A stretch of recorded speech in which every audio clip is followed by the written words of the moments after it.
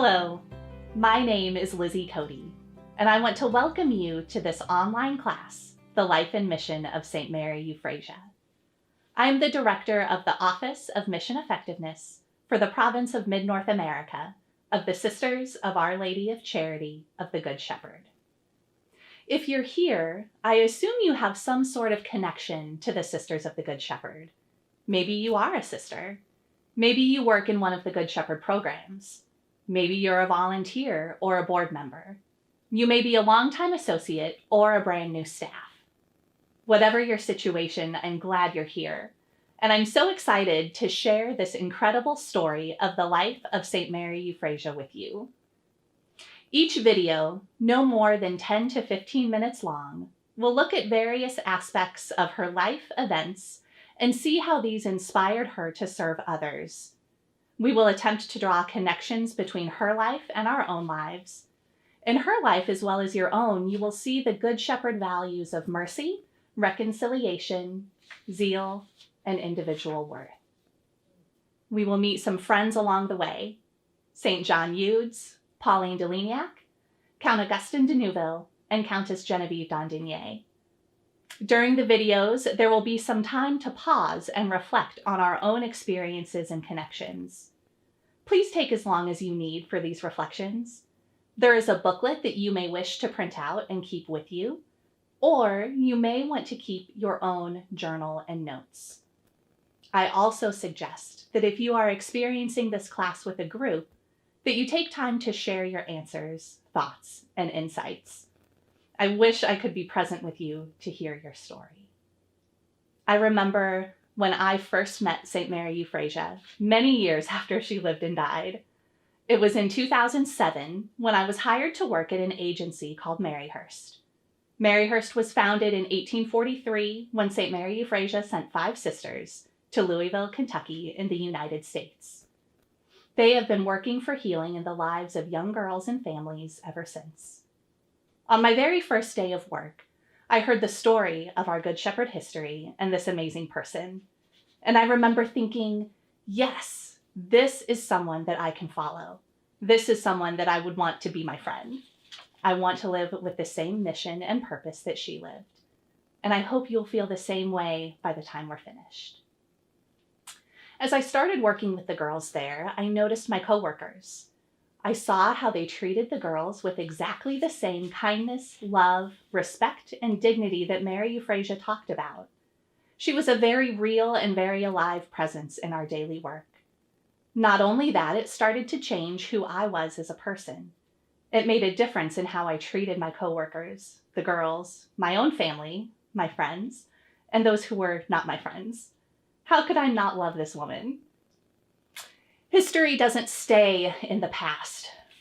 Our Good Shepherd founding story gives us grounding and inspiration to carry on the mission that began so long ago.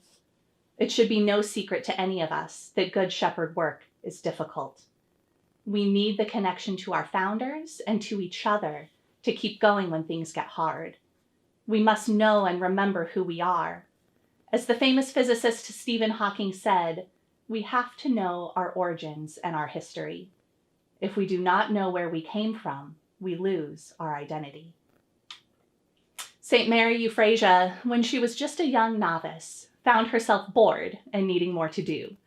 Like me, she was not good at sewing, but she was very good at reading, and she was given special permission to study scripture and history.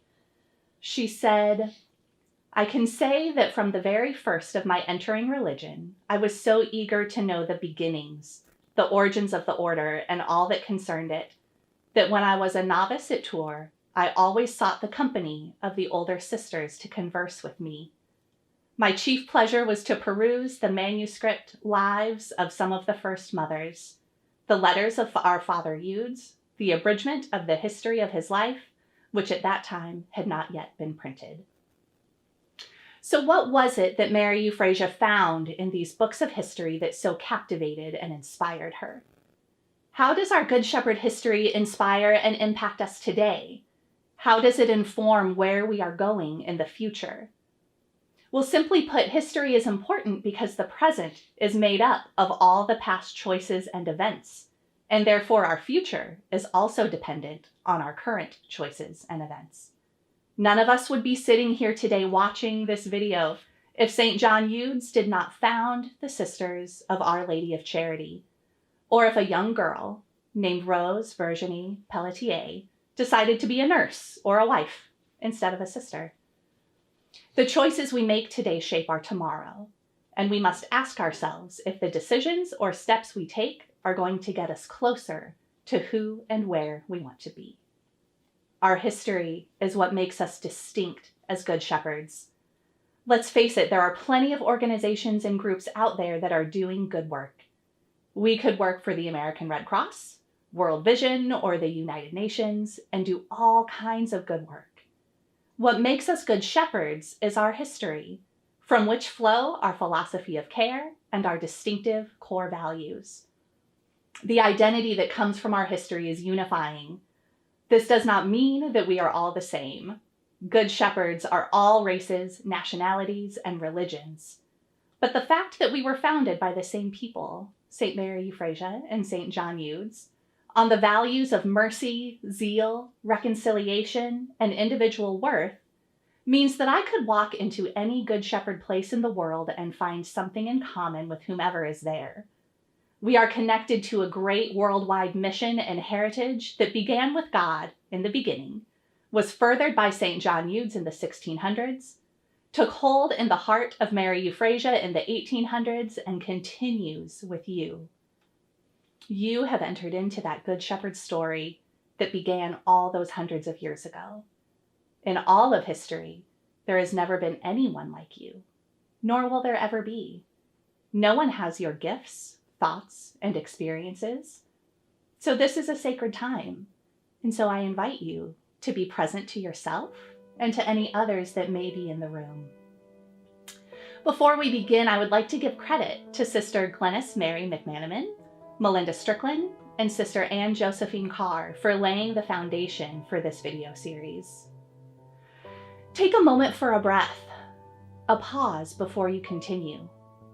Ask yourself, what are you hoping to receive from this class? What is it that you need? Take your time and listen.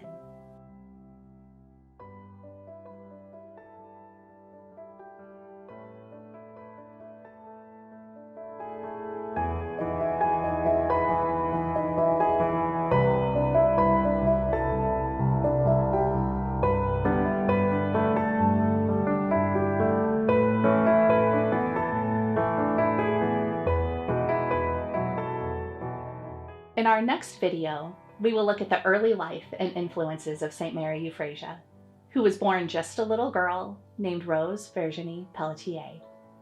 Where and when did she live? Who was her family?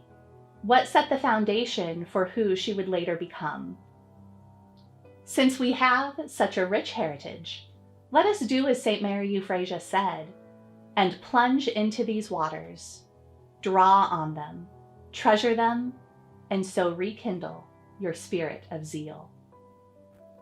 Thank you for being here. Until the next video, blessings to you.